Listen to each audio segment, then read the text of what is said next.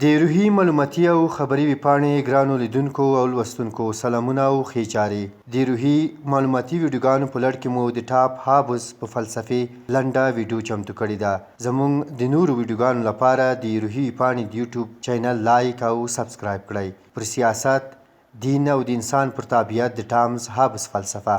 د انګستان تعبه ټامز هابز په 1588 زږېدلی کال کې زږېدلی او په 1609 زږېدلی کال کې ومړ. نوموړي په فلسفي ډول سیاست، دین، حکومت، د انسان طبیعت، ژوند او نور مطالعه کړي او څېړلي دي.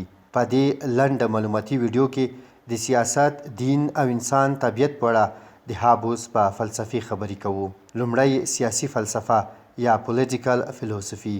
هابز د انسان ژوند په طبیعي ډول سره د جګړو، شخړو، تاوتريخوالي او ځان غوښتنې ډک بولي.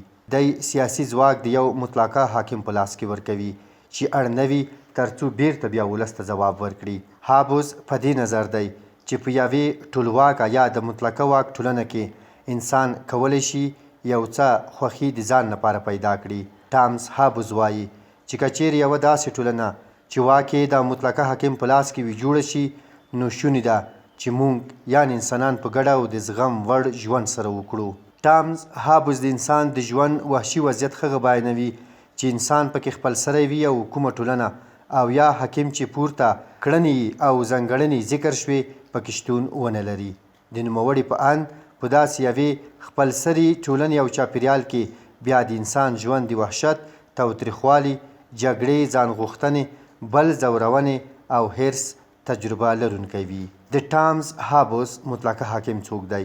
ټامز د یو دولت د خلکو ترمنځ د ویرې او تاوتريخوالي د ختمېدو لپاره د بشپړ واک لرونکی حاکم ټاکي. د حاکم قدرت له خلکو څخه راخیستل شوی دی، خو له حاکم څخه د خلکو لرې کېدنه هم شونې چاره نه ده، ځکه خلک پر خپل منځ کې سره بې باوره خو پر حاکم باوري دي. ټامز هابز په دې عقیده و چې په یو دولت کې پرته له مطلقه حاکم څخه باید وروستی قدرت له بل چا سره پاتې نشي. خو په لویدیځه نړۍ کې دغه چاره د کاتولیک کلیساګانو مخالفت سره مخ شوه.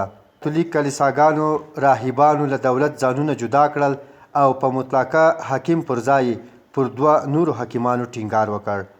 راهبانو دا استدلال کولو چې د دوی لپاره یو مطلقه حاکم خدای دی چې نه فانی کېدونکی مطلقه حاکمیت لري او نور حاکمان د ځمکې پر مخ د کاتولیک کلیساګانو راهبان یا مذهبي مشران دي.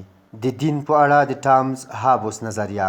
د ټامز هابز په اړه ویل کیږي چې دی ملحد یعنی هیڅ ډول دیني نه منلو، خو د ده په خپل مشهور کتاب لیدوان کې دغه خبره رد کړې ده او ویلي دي چې دی د دین منکر نه دی.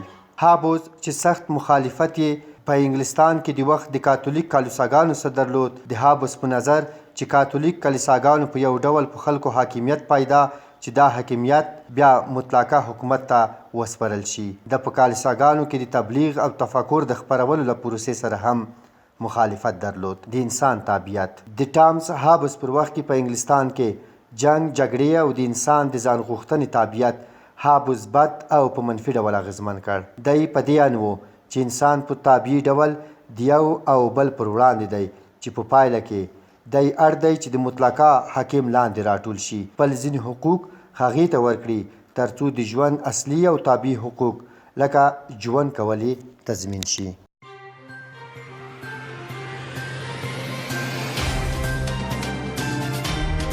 د افغانستان، نړۍ او سیمې د مهمو خبرونو، پیښو او جریانونو په اړه د تازه، پر وخت او دقیقو خبرونو لپاره د روهي پاڼې د یوټیوب چینل لایک او سبسکرایب کړئ ترڅو زموږ نوي او تازه ویډیوګانې پر وخت درته ورسیږي.